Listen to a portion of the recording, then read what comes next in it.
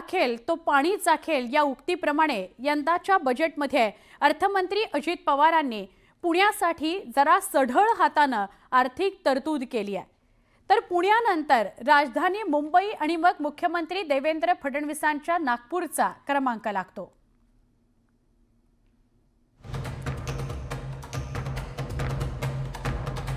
अर्थमंत्री अजित पवार यांनी सोमवारी राज्याचा अर्थसंकल्प सादर केला।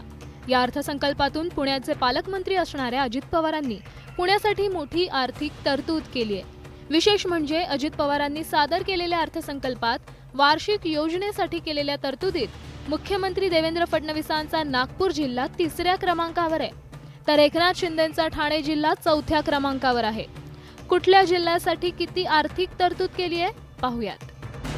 पुणे जिल्ह्यासाठी 20,165 कोटी, मुंबई उपनगरासाठी 1,066 कोटी, नागपूर जिल्ह्यासाठी 1,047 कोटी, ठाणे जिल्ह्यासाठी 1,005 कोटींची आर्थिक तरतूद। पुणे मेट्रो रेल्वे टप्पा 2 अंतर्गत खडकवासला, स्वारगेट, हडपसर, खराडी आणि नळस्टॉप वारजे माणिकबाग या 2 मार्गिकांच्या 9,897 कोटी रुपये किमतीचा प्रस्ताव केंद्र शासनाच्या मान्यतेकरता पाठविलेला आहे।